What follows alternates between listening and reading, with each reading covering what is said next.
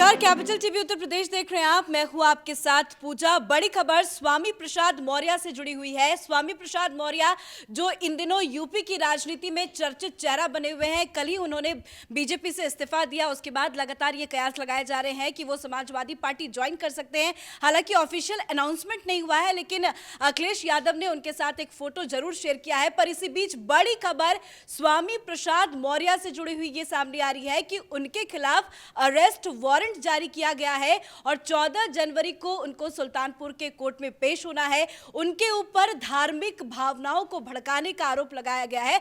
दरअसल जब वो बसपा में थे तो उन्होंने ये बयान दिया था कि पूजा नहीं करना चाहिए। इसी को लेकर ये पूरा मामला सामने आया है और अब अरेस्ट वारंट जारी किया गया है। और इसी बड़ी खबर पे हमारे साथ न्यूज रूम से बने हुए हैं कैपिटल टीवी के editor in chief doctor Manish ji. कल से लेकर आज तक स्वामी प्रसाद मौर्य बहुत सुर्खियों में बने थे।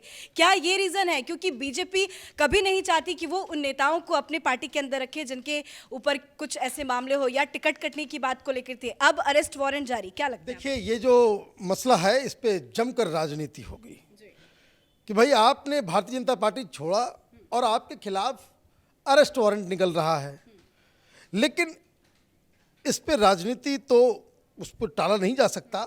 लेकिन दर्शकों को हकीकत पता होनी चाहिए कि भाई हुआ क्या। सरकार ने, पुलिस ने अरेस्ट वारंट जारी किया है तो नहीं, ये सुल्तानपुर के एमपी एमएलए कोर्ट की तरफ से ये उनसे कहा गया है कि 24 जनवरी को आप पेश हों, अन्यथा आपको गिरफ्तार किया जाएगा। तो ये मसला क्या है? तो मसला 2016 का है। उस समय ये बीएसपी में हुआ करते थे और इन्होंने देवी देवताओं के खिलाफ बहुत ही अभद्र टिप्पणी की और लोगों से ये कहा कि पूजा पाठ नहीं करना चाहिए। तब इनके ऊपर केस चला गया। केस जाने के बाद इन्होंने जो कार्रवाई जब शुरू हुई तो इन्होंने कोर्ट से स्टे लगा रखा था। अब ये मसला 6 तारीख को फिर से ये उठता है। ये उस समय ये बीजेपी में ही थे, ये मंत्री ही थे। उसी समय कोर्ट ने इन्हें 6 तारीख को एक आदेश दिया कि 12 तारीख मतलब आज उनको सुल्तानपुर के एमपी एमएलए कोर्ट में हाजिर होना है। आज वो गए नहीं, इसलिए कोर्ट ने इनको फिर से अगला, ये किसी भी अपराधी, किसी भी आरोपी के साथ होता है कि आपको कोर्ट ने बुलाया, 6 तारीख को आपको भेजा गया, ये जानकारी दी गई कि आपको 12 तारीख को यहाँ पे होना है। आप 12 तारीख को नहीं होते हैं, आप कोर्ट के आदेश की अवहेलना करते हैं, तो कोर्ट क्या करेगा? तो कोर्ट तो यही कहेगा कि भाई ठीक है, आपको अगला तारीख देते हैं, अगर अब नहीं आए तो तुम्हारे खिलाफ जो है अरेस्ट वारंट जारी हो जाएगा, तुमको गिरफ्तार कर लिया जाएगा। तो मसला पुराना है, चूंकि इन्होंने स्टे ले रखा था और 6 तारीख को सुनवाई होनी थी। 6 तारीख को भारतीय जनता पार्टी में ही थे ये, उनको उसी समय ये कहा गया था कि 12 तारीख को आपको कोर्ट में हाजिर होना है, वो नहीं गए।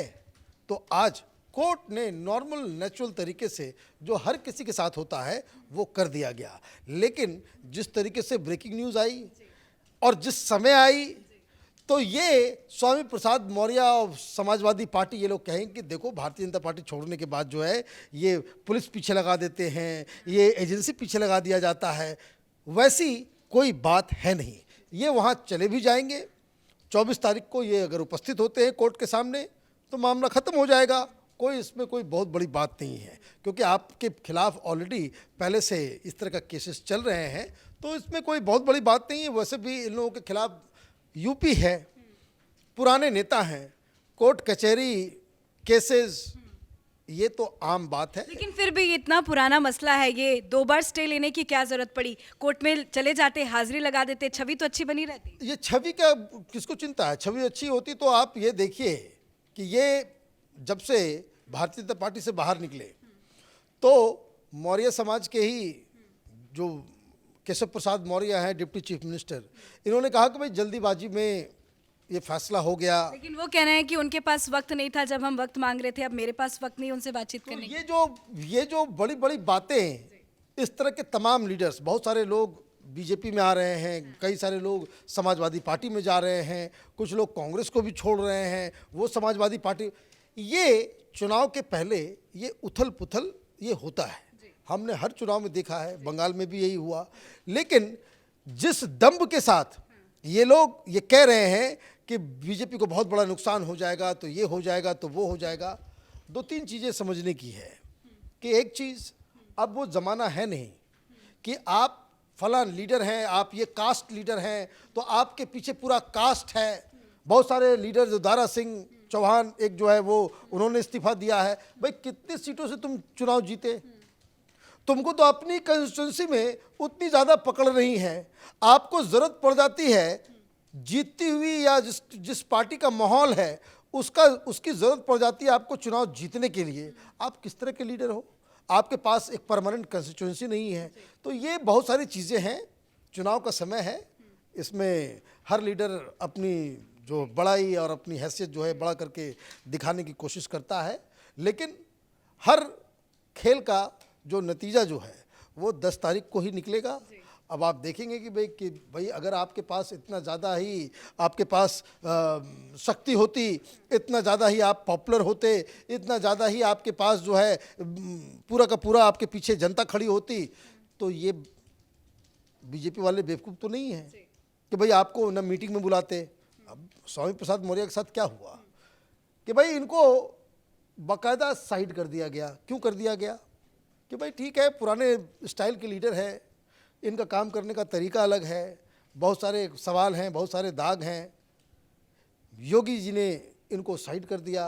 ओबीसी की मीटिंग होती थी, ओबीसी के और भी लीडर्स आते थे, इनको अब तो ऐसा लगने लगा है कि इतनी पार्टी दल बदल रहे हैं कि जब काम करते करते रिटायरमेंट का वक्त आ जाता है तो लोग सपा जाकर ज्वाइन कर लेते हैं, क्योंकि वहाँ आराम करना होता है, काम नहीं करना होता। तो देखिए, ये सारी चीज़ें अपनी जगह पे है और मुझे लगता है कि चुनाव का माहौल है और हर इस तरह की जो है खबरें जो हैं वो लगातार वो आते रहेंगी। आप ये देखिए कि अनुप्रिया पटेल हैं, चाहे वो और भी बहुत सारे जो दल वाले हैं, ये समय जो है बेसिकली जब गठबंधन में आप जाते हैं और चुनाव नज़दीक आता है तो हर पॉलिटिकल पार्टी ये चाहती है कि उनको ज़्यादा से ज़्यादा सीटें मिलें, उनको ज़्यादा से ज़्यादा, ताकि वो आगे चल करके एक प्रमुख रोल में रहे। ये स्वाभाविक है और बड़ी पार्टियों के ये दायित्व तो हो जाता है कि उसको आप कैसे एडजस्ट करते हैं, और एडजस्टमेंट उसी हिसाब से होता है कि जब आपके पास ग्राउंड रिपोर्ट्स होते हैं कि नहीं, फलां लीडर, फलां पार्टी, उसका एक वर्चस्व है, उसके साथ लोग खड़े हैं, तब आदमी उसको एक्सेप्ट करने के लिए तैयार भी होता है। लेकिन आप ये कह दें कि भाई हम 10 साल पहले इतने बड़े लीडर हुआ करते थे, अब हमको उसी हिसाब से ट्रीट किया जाए, तो वो बड़ा मुश्किल हो जाता है।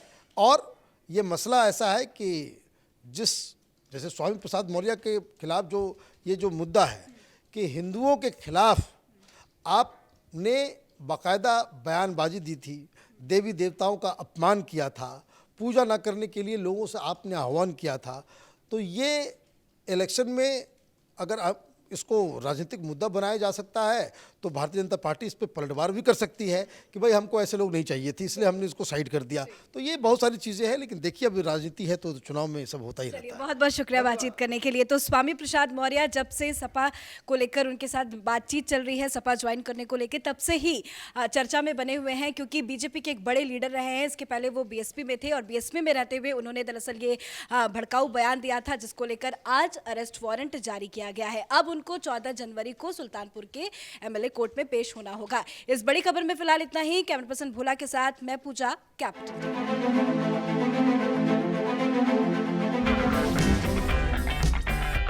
अगर आपको हमारा वीडियो पसंद आया हो तो इसे लाइक करें, हमारे चैनल को सब्सक्राइब करें और हाँ, बेल आइकन दबाना ना भूलें ताकि आप तक हमारे वीडियो की नोटिफिकेशन पहुंचती रहे। आप अपना सुझाव हमें कमेंट बॉक्स में दे सकते हैं। हमारे साथ जुड़ने के लिए शुक्रिया। मैं राजनीति करता नहीं, पर राजनीति को बहुत गहरे तक समझता हूं। मैं लोगों के बीच रहता हूं, लोगों के मन को अच्छे से जानता हूं।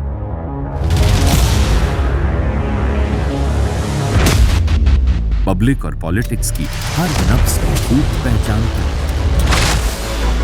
संघर्ष की सियासत से सत्ता के सिंहासन तक मैं हर खबर से खरा सच निकालता हूं। ना कोई दौड़, ना कोई race. Capital TV, Uttar Pradesh.